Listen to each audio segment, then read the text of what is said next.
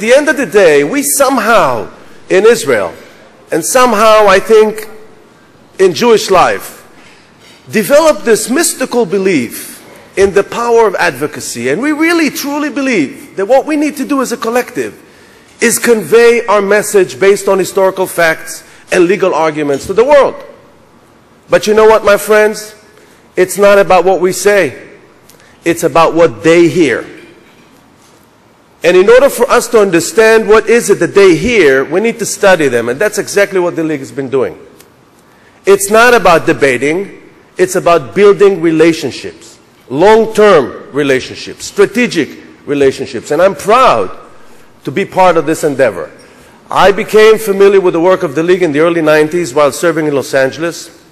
And when I came to New York in 2001, worked very closely with the staff here and the staff in Israel to bring specialty missions. And let me tell you, my friends, the first specialty mission that we brought to Israel was in October of 2004.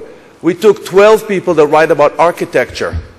Well, my friends, that was the beginning of the takeoff of Tel Aviv as a brand, this mission.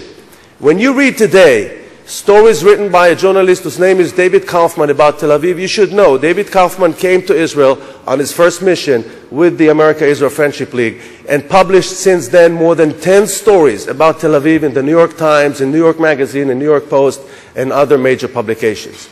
So, and by the way, it cost us $4,000 to bring him to Israel. It's an imaginary return. We conducted research. We wanted to know what is Israel's perception in the eyes of the Americans. And we were shocked to find that Americans were basically telling us the following. Yes, we know who you are. In other words, we can make a distinction between you and the competition, which can be the Palestinians or other Arab nations. We know who you are. We think we know more than enough about you, which is really bad news for us. It means that Americans are not curious, not interested in knowing more. What we do know, we do not hold in high regard, and we certainly don't see how Israel is relevant to our lives. And my friend, 13,000 Americans participated in this study, Jews and non-Jews alike. So the conclusion was that we need as a collective to broaden the scope through which Israel is being perceived by the American people. And the way to do it is by communicating the full reality that exists in Israel, by highlighting the tremendous energy that exists in Israel, the tremendous creativity, innovation, and show the world rather than explain that Israel can serve as a source of global inspiration. And this is, my friends, the mission of the America-Israel Friendship League, and this is why I'm so proud to be considered a close friend of this organization. Let me, before I conclude, one word about one of our honorees, you know, about Sherry Harrison. You know, I've been speaking all over the place, talking about Israel's image, and one of the things that I decided to do a couple of years ago is to approach the leaders of Israeli economy.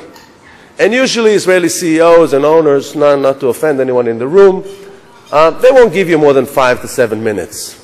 And when you finally get to see them, you sit in front of them, and they basically begin to tell you how to improve Israel's image in those 5 to 7 minutes that you're given. And that's why I was so surprised when I had the meeting with Sherry Harrison that I was given 2 hours, 2 full hours, to discuss Israel's image. And she sat there with her entire senior staff, and she listened to every word, and she asked questions, and she was extremely serious about helping us conveying the message of Israeli energy and creativity to the world. So thank you, Sherry. It's an honor well deserved. Thank you so much. The point I'm trying to make is this. There's a tremendous, vicious competition out there between countries, between cities, between counties. If we want to be competitive, my friends, we need together as a collective to begin an effective communications campaign that will communicate the broad reality that exists in Israel and not just our position on the conflict. God bless you all, and thank you for everything.